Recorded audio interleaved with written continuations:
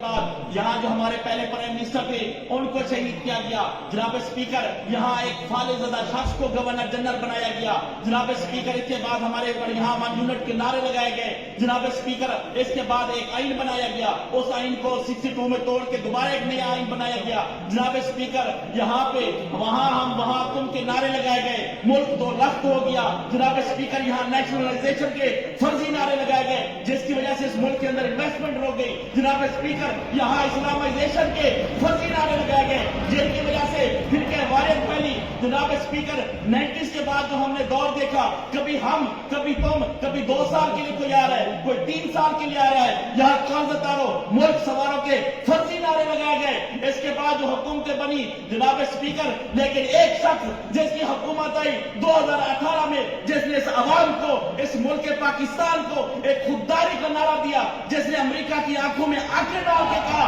کہ ہم آپ کے غلام نہیں ہیں.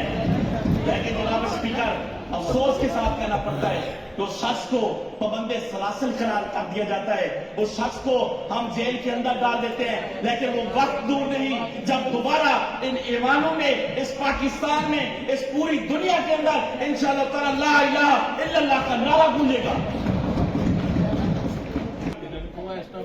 انشاءاللہ تعالی یہ جو ظلم کی رات ہے, یہ جو تاریخ رات ہے ظلم کی, یہ ختم ہوگی انشاءاللہ.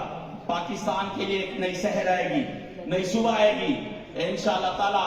ہمارا کپتان بھی باہر ہوگا جو امریکہ کی آنکھوں میں آنکھیں ڈال کے بھی کہے گا کہ ایبسلیوٹلی ناٹ. آج IMF کے ہم غلام بنے ہوئے ہیں. آج ہم بحیثیت قوم ہم IMF کے غلام ہیں. آج ہمارا ہر ادارہ گروی ہے. آج ہم IMF سے ڈیل بھی کرتے ہیں. جو سی پیک کا منصوبہ ہمارے کپتان اس دور میں شروع کیا گیا تھا, آج اس کی بھی بات IMF کے اندر ہو رہی ہے کہ اس کو بھی گروی, اس کے جو ہے ادھر جو پاور پلانٹ اور سی پیک کے تحت چل رہے ہیں, اس کی بھی آج کل بات IMF کے اندر ہو رہی ہے. جناب اسپیکر انشاءاللہ تعالی اللہ تعالیٰ کرم کرے گا اس ملک کے اوپر. ہمارا کپتان انشاءاللہ تعالیٰ جیل سے باہر ہوگا اور وہ صبح ضرور رہے گی. جناب اسپیکر میں بات کرتا چلوں بجٹ کے اوپر. بیوروکریٹک وائنڈ اپ کریں پلیز. جی وائنڈ اپ کریں, میں بجٹ کے اوپر. بیوروکریٹک جو لینگویج میں جو بجٹ دیا گیا جناب اسپیکر, سب سے جو اہم حق ہے ہمارا وہ رائٹ ٹو لیو, جینے کا حق ہے. اس جینے کے حق میں please order in the house. اس جینے کے حق میں جناب اسپیکر بہت سی چیزیں آتی ہیں. اس میں امن و امان کی صورتحال آتی ہے. رائٹ ٹو لیو ایک انسان کا سب سے بنیادی حق ہے. اس میں صحت کے مسائل, اس میں تعلیم, یہ ساری چیزیں ایک انسان کی زندگی کے ساتھ چلتی ہیں. لیکن یہ ایک افسوس کے ساتھ کہنا پڑتا ہے ہمارے بجٹ کے اندر نہ امن و امان کی صورتحال کی بہتری کے لیے کوئی اقدامات کیے گئے ہیں.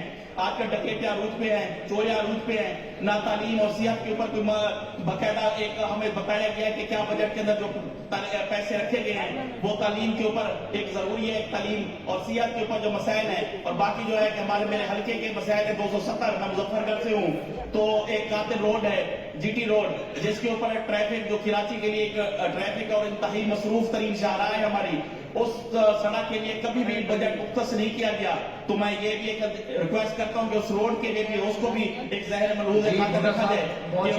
آپ کا پوائنٹ آ گیا. اور دوسرا یہ ہے کہ جناب اسپیکر میں ایک اور چیز کہنا چاہوں گا. اور بھی کوئی بات کرنی ہے نا صاحب, آپ کو اور بھی کوئی بات کرنی ہے.